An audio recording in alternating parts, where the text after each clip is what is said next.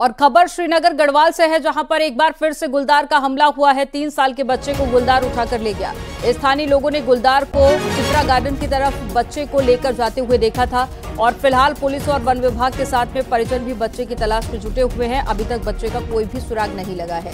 बरेली से यहां पहुंचे फेरी विक्रेता के बच्चे को गुलदार उठाकर ले गया और गुलदार घात लगाकर बैठा था और मौके पाते ही उसने बच्चे को निशाना बनाया और बच्चे को उठाकर ले गया। हालांकि अब टीम लगातार रेस्क्यू ऑपरेशन कर रही है, बच्चे की तलाश की जा रही है।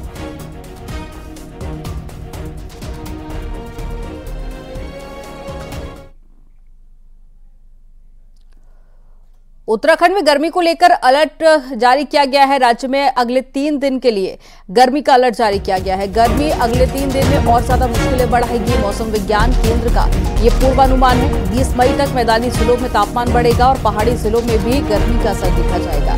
देहरादून में शुक्रवार को 40.7 सेल्सियस तक टेम्परेचर रहा और आज और कल यानी कि अगले 2 से 3 दिन और भी ज्यादा गर्मी रहने की संभावना मौसम विज्ञान केंद्र की तरफ से जारी की गई है।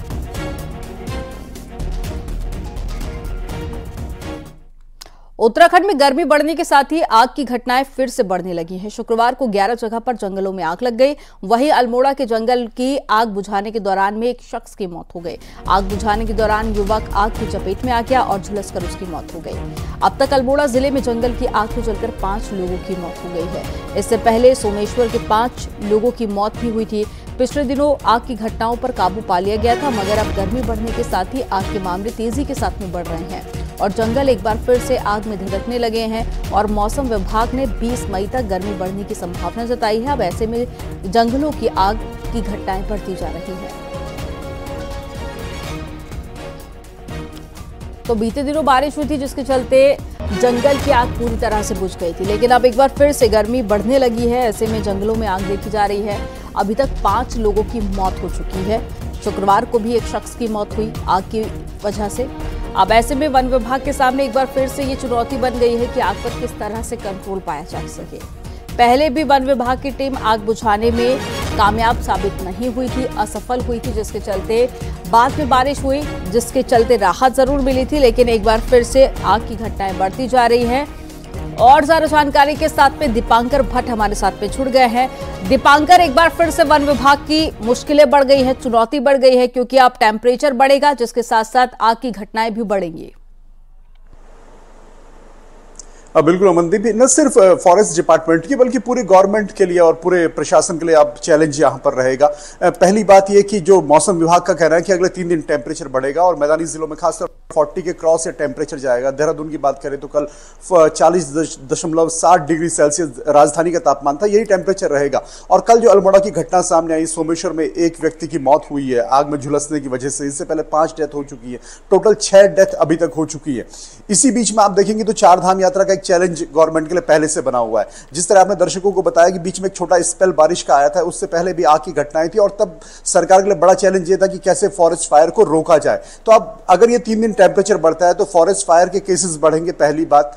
दूसरी बात कि आपको जो गर्मी बढ़ने से बिजली की किल्लत, उससे जूझना पड़ेगा। तीसरा, पानी की समस्या बहुत जगहों पर आएगी। चौथी बात यह कि वीकेंड है, खासतौर पर टूरिस्ट इस समय बड़ी संख्या में नैनीताल, मसूरी और ऐसे डेस्टिनेशन पर पहुंचता है। यहां पर पानी की समस्या पहले से है। 4 धाम यात्रा यहां पर सर पे है। तो ये टेम्परेचर जो बढ़ेगा अगले 2-3 दिन, गर्मी जो बढ़ाएगा, इससे कहीं ना कहीं प्रशासन, शासन का कामकाज भी बढ़ेगा और उनके लिए मुश्किलें भी बढ़ने वाली है। क्योंकि आपको गढ़वाल में अगर बात करें तो 4 धाम के पूरे टूरिस्ट को मैनेज करना है और अगर पूरे प्रदेश की बात करें तो खासतौर पर अगर आग की घटनाएं बढ़ती है तो उसको भी आपको कंट्रोल करना है। सुप्रीम कोर्ट तक मामला पहुंचा, चीफ सेक्रेटरी को सुप्रीम कोर्ट में जाना पड़ा। तो ऐसे बहुत सारे चैलेंजेस है। तो ये जो टेम्परेचर बढ़ने वाला है, जो मौसम बदलने वाला है, ये न सिर्फ लोगों की परेशानी बढ़ाएगा बल्कि यहां पर प्रशासन के लिए एक बड़ा चैलेंज खड़ा होने वाला है। बिल्कुल, और ऐसे में 4 धाम यात्रा भी चल रही है तो लोग उत्तराखंड का रुख भी कर रहे हैं, तो एक बड़ी चुनौती यहां पर गवर्नमेंट के लिए भी बन जाता है। जानकारी साझा करने के लिए दीपांकर बहुत शुक्रिया आपका। और 4 धाम यात्रा को लेकर यात्रियों में भारी उत्साह है और अभी तक 4 लाख से ज्यादा श्रद्धालु 4 धाम के दर्शन कर चुके हैं। वहीं 4 धाम यात्रा रूट पर रौनक भी जबरदस्त है, जिससे कि यात्रियों से जुड़े कारोबारी भी खुश हैं। वहीं 4 धाम यात्रा उत्तराखंड की आर्थिकी में महत्वपूर्ण योगदान देती है। यात्रा सीजन में सैकड़ों लोगों को रोजगार मिलता है।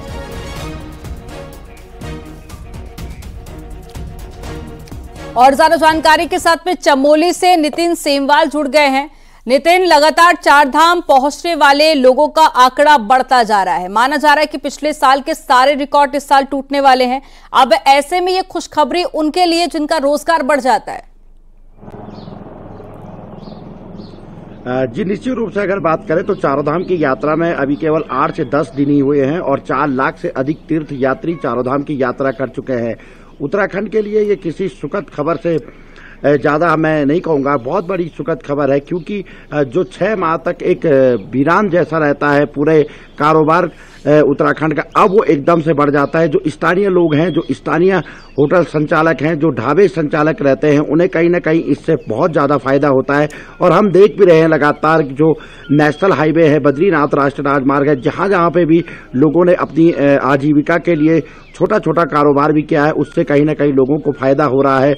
और होटलों में लोग रुक रहे हैं, ढाबों में लोग रुक रहे हैं, जो पहाड़ी व्यंजन है यात्री उनका आनंद ले रहे हैं। तो कहीं ना कहीं जो ये यात्रा चल रही है कई महीनों में बहुत ही ज़्यादा सुखद है और इससे जो बेरोजगार लोग हैं उनको भी रोजगार उपलब्ध हो रहा है। हालांकि कुछ अव्यवस्थाएं जरूर हो रही हैं, लेकिन उसके बावजूद भी जो व्यवस्थाएं हैं, जो होटलों में रहने की व्यवस्था है, जो सुविधा है, वो लगातार दिखाई दे रही है। बद्रीनाथ धाम में भी लगातार तीर्थ यात्री उमड़ रहे हैं और ऐसे में जो बद्रीनाथ धाम में कारोबार करने वाले जो लोग हैं उनमें भी रौनक दिखाई दे रही है और खुशी दिखाई दे रही है। जी तो बिल्कुल व्यापारियों में भी रौनक काफी ज्यादा बढ़ गई है, क्योंकि अब चारधाम पहुंचने वालों का जो आंकड़ा है वो हर साल बढ़ता जा रहा है। जानकारी साझा करने के लिए बहुत शुक्रिया आपका। और चारधाम यात्रा में भारी भीड़ आ रही है और सीएम धामी ने खुद मोर्चा संभाल लिया है। सीएम धामी कल उत्तरकाशी पहुंचे और यहां पर व्यवस्थाओं को देखा, तो यात्रियों से मुलाकात भी की। यमुनोत्री और गंगोत्री धाम में पहुंच रहे तीर्थ यात्रियों की भारी भीड़ और साथ ही अव्यवस्था के चलते सीएम धामी खुद बड़कोट रजिस्ट्रेशन सेंटर पहुंचे। सीएम धामी ने पाली चेक पोस्ट का भी औचक निरीक्षण कर हालात का जायजा लिया। उन्होंने कहा कि तीर्थ यात्रियों की चारधाम यात्रा सुगम और सरल हो, इसके लिए सरकार कटिबद्ध है। जल्द यमुनोत्री और गंगोत्री धाम के लिए मास्टर प्लान बनाया जाएगा। वहीं सीएम धामी ने तीर्थ यात्रियों की बस में जाकर उनके साथ मुलाकात की, बातचीत की और साथ ही फोटो भी खिंचवाई। यात्री सीएम धामी को देखकर काफी खुश नजर आए।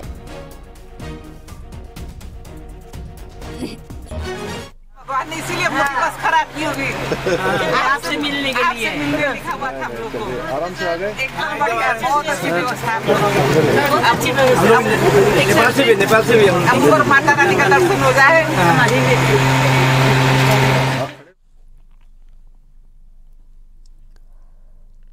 चारधाम यात्रा व्यवस्थाओं के मोर्चे पर आखिर खुद मुख्यमंत्री पुष्कर सिंह धामी को कमान संभालनी पड़ रही है। गुरुवार को अफसरों की हाई लेवल मीटिंग और शुक्रवार को ग्राउंड जीरो पर जाकर यात्रा व्यवस्थाओं की पड़ताल का असर रहा और शुक्रवार को चारधाम यात्रा सामान्य होती हुई नजर आई। एक रिपोर्ट आपको दिखाते हैं इसी से जुड़ी हुई।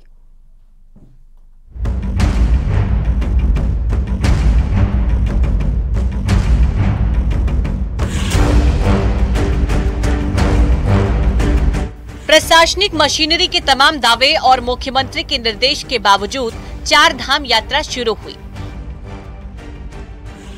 तो यात्रियों की रिकॉर्ड भीड़ से व्यवस्थाएं चरमराने लगी। यमुनोत्री, गंगोत्री, केदारनाथ, बद्रीनाथ से शिकायतें मिलने के बाद आखिरकार मुख्यमंत्री पुष्कर सिंह धामी को खुद मोर्चे पर उतरना पड़ा। अपना चुनावी दौरा रद्द कर देहरादून लौटते ही मुख्यमंत्री ने अफसरों की मीटिंग बुलाई। सबसे पहले अफसरों को निर्देश दिए गए कि वो फील्ड में विजिट करें। दूसरा फैसला रजिस्ट्रेशन को लेकर किया गया। बिना रजिस्ट्रेशन और पोस्ट डेटेड रजिस्ट्रेशन से यात्रा पर सख्ती से रोक लगाई गई। 12 घंटे के भीतर ही शुक्रवार सुबह मुख्यमंत्री ने दूसरी बार मीटिंग बुलाई और मीटिंग के तत्काल बाद यमुनोत्री धाम की यात्रा पड़ाव बड़कोट पहुंचकर व्यवस्थाओं का जायजा लिया। शुरुआती दिनों में मैं सबसे अपील कर रहा हूं कि जो लोग भी बिना पंजीकरण के अभी ना आए, क्योंकि हम चाहते हैं कि हम सबका आतिथ्य करना चाहते हैं, लेकिन बिना पंजीकरण के आने के कारण से उनको परेशानी हो रही है, तो वो परेशानी का सामना न कर। तो हरिद्वार देहरादून में जो है इस प्रकार की व्यवस्था बनाई जा रही है कि यहाँ के डीएम, यहाँ के एसपी, यहाँ के जो यात्रा से संबंधित लोग हैं, धामों के लोग हैं, उनसे वार्ता करने के बाद ही वहाँ से यात्रा आगे चालू की जाएगी। और पार्किंग की भी समस्या है, अन्य समस्याएं भी हैं। जो भी समस्या है इस पूरे क्षेत्र के लिए, गंगोत्री और यमुनोत्री के लिए निकट भविष्य में हम मास्टर प्लान बनाएंगे। मुखिया ग्राउंड जीरो पर हो तो व्यवस्थाएं अपने आप बननी शुरू हो जाती हैं। अफसरों के फील्ड के दौरे शुरू हो चुके हैं। डीजीपी अभिनव कुमार शनिवार को केदारनाथ बद्रीनाथ रूट पर जाने वाले हैं। सचिव पीडब्ल्यूडी पंकज पांडे भी एक बार शनिवार को रवाना हो रहे हैं। स्वास्थ्य सचिव आर राजेश कुमार ने चारों धामों के लिए 4 नोडल अफसर नियुक्त कर दिए हैं, जबकि मुख्यमंत्री के सचिव आर मीनाक्षी सुंदरम गंगोत्री यमुनोत्री में कैंप किए हुए हैं। अलग अलग विभागों के सचिव साहिबान है, चाहे पीडब्ल्यूडी पेयजल, उनको भी कहा कि आप लोग स्थल पर जाइए और देखिए कहीं किसी प्रकार की कोई दिक्कत ना हो। हाँ, इस बात का ध्यान जरूर रखा जाए कि जिलाधिकारी अपना कार्य करें, अधिकारी अपना कार्य करें और सभी लोग एक टीम वर्क के रूप में काम करें ताकि यात्रा सुचारू रूप से और सारी व्यवस्थाएं पूर्ण हो सकें। 4 धाम यात्रा में इस बार कपाट खुलने के दिन से ही पिछले साल की यात्रा का रिकॉर्ड टूट रहा है। पिछले 7 दिनों में 4 लाख से ज्यादा श्रद्धालु चारों धामों में दर्शन कर चुके हैं। हजारों की संख्या में श्रद्धालु रास्ते में हैं। गुरुवार तक 28 लाख लोग यात्रा के लिए रजिस्ट्रेशन करा चुके हैं। ऐसे में 24 घंटे चारों धामों में यात्रा का व्यवस्थित बनाए रखना किसी चुनौती से कम नहीं है। देहरादून से न्यूज़ 18 के लिए सुनील नौप्रभात की रिपोर्ट। चारधाम यात्रा के पहले हफ्ते में सबसे ज्यादा मुश्किल हालात उत्तरकाशी जिले में रहे। उत्तरकाशी के जिला पंचायत अध्यक्ष दीपक बिजलवान का कहना है कि मुख्यमंत्री के दौरे से जिले में यात्रा के हालात सुधरेंगे और साथ ही आने वाले दिनों में अब गंगोत्री और यमुनोत्री में सुगम यात्रा हो सकेगी। उन्होंने आगे कहा कि उत्तरकाशी में सिलक्यारा टनल के वक्त भी मुख्यमंत्री ने कैंप किया और जब चारधाम में भी हालात संभालने उन्हें खुद आना पड़ा।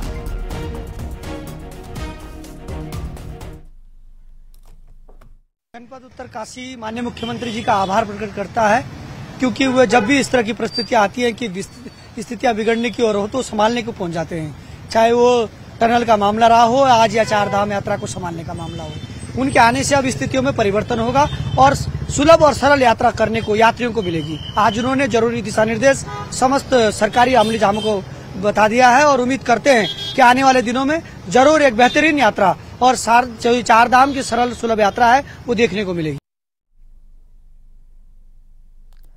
ब्रेक के बाद एक बार फिर से आपका स्वागत है। रुद्रप्रयाग में केदारनाथ की तरफ जाने वाली गाड़ियों की पुलिस सख्ती से चेकिंग कर रही है और सिर्फ इन्हीं गाड़ियों को आगे जाने दिया जा रहा है जिनके यात्रियों का केदारनाथ यात्रा का रजिस्ट्रेशन है।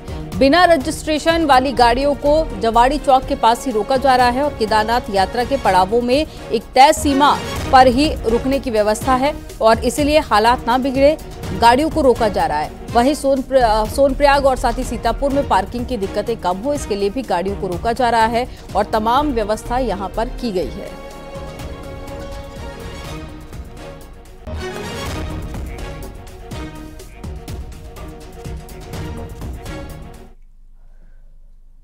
चारधाम के बाद में अब सिखों के पवित्र धाम हेमकुंड साहिब के कपाट खुलने वाले हैं। 25 मई को हेमकुंड के कपाट खुलेंगे और इसकी तैयारियां जोरों पर चल रही हैं। चमोली प्रशासन और गुरुद्वारा प्रबंधक गोविंद घाट की तरफ से स्थलीय निरीक्षण भी किया गया और सभी अधिकारियों को व्यवस्थाएं दुरुस्त करने के लिए कहा गया है। हेमकुंड साहिब के लिए पैदल रास्ता बेहतर किया जा रहा है और यहाँ बर्फ काटकर रास्ता बनाया जा रहा है। साथ ही रास्ते में शौचालय बनाए जा रहे हैं और हेलीपैड को भी ठीक किया जा रहा है।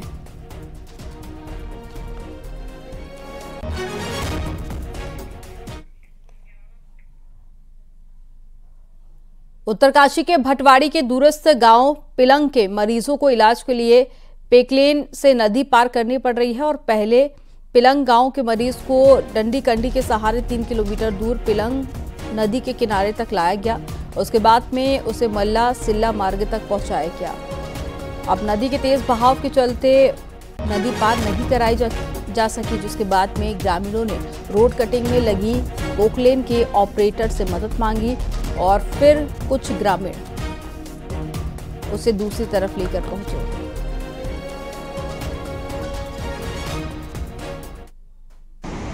इस पुल के न होने की वजह से मेरे गांव की जो प्रेग्नेंट बहनें हैं, मेरे गांव के जो बीमार व्यक्ति है, मेरे गांव के जो बुजुर्ग आदमी है, हमारे जो स्कूल के बच्चे हैं, वो कैसे 12 किलोमीटर की दूरी तय करके मुख्यालय तक या मोटा रोड तक पहुंचते हैं, इसका अनुमान आप लगा सकते हैं।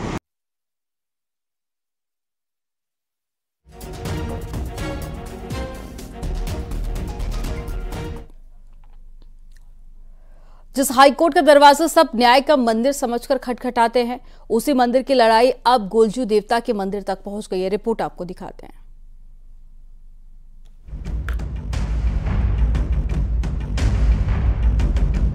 आम जनता कोर्ट को न्याय का मंदिर मानती है, लेकिन अब उत्तराखंड हाईकोर्ट की लड़ाई तो सर्वोच्च न्याय के मंदिर पहुंच गई है, वो भी उत्तराखंड के न्यायकारी देव माने जाने वाले भगवान गोलजियों के दरबार। कुमाऊं के राज्य आंदोलनकारियों ने हल्द्वानी के गोलजियों मंदिर में पहुंचकर हाईकोर्ट को लेकर न्याय की गुहार लगाई। दरबार में इसलिए आ रहे हैं, हम न्यायालय की कोई अवमानना नहीं कर रहे हैं। न्यायालय भी एक मानव कृत्य है, वो मानव बैठता वहाँ पर, और उसमें उन्होंने क्या किया कि हम जनमत कराएंगे। ये भी एक जनमत का एक हिस्सा है कि हम न्याय देवता के यहाँ आके गुहार लगा रहे हैं कि हम कुमाऊं के लोग इससे सहमत नहीं हैं, क्योंकि हमारा हाई कोर्ट यहाँ से गढ़वाल में शिफ्ट किया जा रहा है, यानी कि देहरादून शिफ्ट किया जा रहा है, कि कुमाऊं के लोगों का कोई औचित्य नहीं है। कुमाऊं में हमारे गोलजू जब कोई न्याय देवता नहीं होते थे, तब गोलजू के दरबार में अर्जियाँ लगाई जाती थी, इनको न्याय देवता माना जाता था। तो आज इसीलिए हम यहाँ पे आए हैं, न्याय के देवता के दरबार में अर्जी लगाने आए हैं। दरअसल राज्य आंदोलन हाईकोर्ट की एक बेंच को नैनीताल से ऋषिकेश ले जाने के फैसले और फिर हाईकोर्ट कहां बने, इसको लेकर कोर्ट की तरफ से कराए जा रहे जनमत संग्रह के फैसले से नाराज हैं। दूसरी तरफ नेता प्रतिपक्ष यशपाल आर्य ने भी इशारों में हाईकोर्ट को लेकर जनमत कराने के कोर्ट के फैसले पर सवाल उठाए हैं और सरकार के मामले में स्थिति स्पष्ट करने को कहा है। कि मैं न्यायपालिका पर कोई टिप्पणी नहीं करना चाहूँगा, लेकिन स्पष्ट है ये सरकार तय करती है, केंद्र सरकार हो, राज्य सरकार हो, विधानसभा हो। ये मसला राज्य और केंद्र सरकार के बीच में है। सरकार को अपनी स्थिति स्पष्ट करनी चाहिए, उनकी मंशा क्या है, उनकी नीयत क्या है। दरअसल हाईकोर्ट को नैनीताल से शिफ्ट करने की चर्चा पिछले 1 साल से गर्म है। करीब 1 साल पहले तत्कालीन चीफ जस्टिस विपिन सांघी ने इसे हल्द्वानी के गौलापार में शिफ्ट करने का फैसला लिया, जिसे केंद्र और राज्य सरकार ने सैद्धांतिक मंजूरी भी दे दी थी। लेकिन बाद में गौलापार में जमीन को लेकर केंद्रीय पर्यावरण मंत्रालय ने कुछ आपत्ति जाहिर की, तो मामला विवादों में पड़ गया। और इस सबके बीच हाईकोर्ट की नई चीफ जस्टिस के नए फैसले ने विवाद और गहरा कर दिया है। हल्द्वानी से न्यूज़ 18 के लिए शैलेंद्र नेगी की रिपोर्ट। और अब आपको दिखाते हैं पहाड़ से जुड़ी हुई 10 बड़ी खबरें फटाफट अंदाज में। जोशीमठ में एनटीपीसी की तपोवन परियोजना में निकाले गए लोगों ने जुलूस निकालकर विरोध प्रदर्शन किया और समस्या का समाधान नहीं होने पर उग्र आंदोलन की चेतावनी। अल्मोड़ा मेडिकल कॉलेज अब अल्ट्रासाउंड के लिए पीपीपी मोड पर एग्रीमेंट करने जा रहा है, जिससे कि मरीजों को राहत मिल सके। टिहरी जिला मुख्यालय के जिला अस्पताल में अल्ट्रासाउंड नहीं होने से मरीज परेशान है, जिसके चलते मरीज देहरादून और ऋषिकेश के चक्कर काट रहे हैं। बागेश्वर में कांग्रेस ने एबीवीपी पर शासकीय और अशासकीय विद्यालयों में सदस्यता अभियान चलाने का आरोप लगाया है और मुख्य शिक्षा अधिकारी को एक ज्ञापन भी सौंपा। टिहरी डीएम ने चारधाम व्यवस्थाओं को लेकर यात्रा रूट का स्थलीय निरीक्षण किया है और व्यवस्थाओं की जानकारी ली है। जंगल की आग पर काबू पाने के लिए अल्मोड़ा के एसएसपी ने सभी थाना और चौकी प्रभारियों की मीटिंग ली और निर्देश दिए। बागेश्वर में सड़क सुरक्षा समिति की समीक्षा बैठक की गई, जिसमें जन जागरूकता पर जोर दिया गया। उत्तराखंड वन विकास निगम के आउटसोर्स कर्मचारियों ने रामनगर के आमगड्डा ऑफिस के बाहर धरना दिया और मांग पूरी करने को कहा गया। उत्तरकाशी और आसपास शाम होते ही मौसम बदला और तेज हवाओं के साथ में बारिश होने लगी। रुड़की के पूर्व मेयर गौरव गोयल ने दावा किया है कि उन्होंने नगर निगम को 20 करोड़ की संपत्ति वापस दिलाने का काम किया।